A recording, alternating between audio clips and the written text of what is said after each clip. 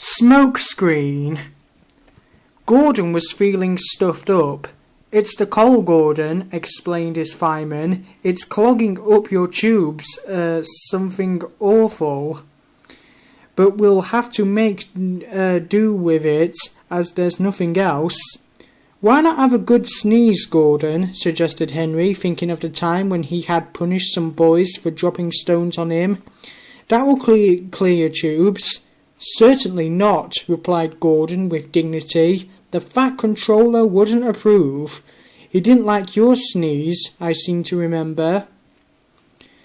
Next day Gordon was nervous as he backed onto the express. "At least I shan't slip today," he thought, "but I suppose they'll laugh at me again if I don't keep time." He needn't have worried.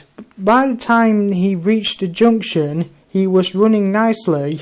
As he approached Edward's station, Gordon's fireman began to make up the fire. "Let's get a good run at the hill while you've got enough steam to do it," he said.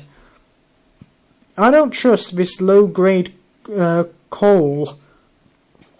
At the station, a party of wedding guests, all in their best clothes, was standing on the platform as Gordon swooshed through, running hard for the hill. Smoke from the nearly made fire streamed from his funnel. He vanished into the distance and left a black smoke screen settling over the station.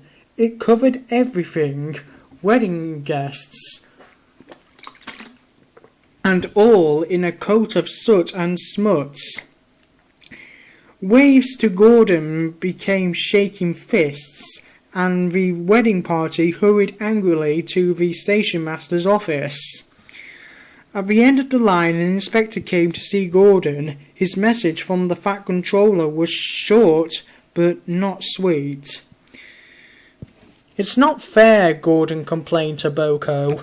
How could I help all that smoke? It's not my fault the coal is so dirty."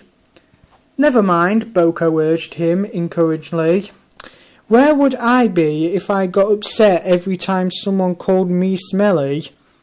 Anyhow, soot's good for the garden, my driver says." "But not for new clothes," muttered Gordon. Gordon was extra careful on the way home, but it seemed today wasn't his lucky day. The Fat Controller had broken a journey to the other railway to apologise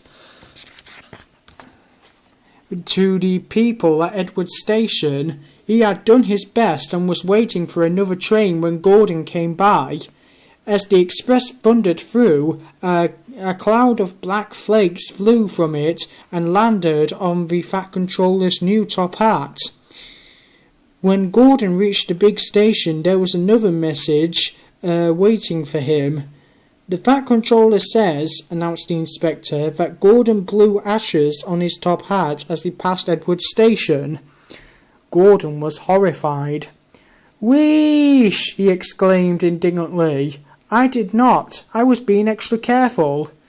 "I'm sure the Fat Controller can't be right," put in Gordon's fireman.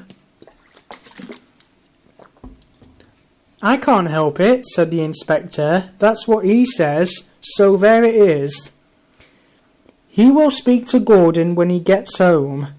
Gordon went sadly back to the shed.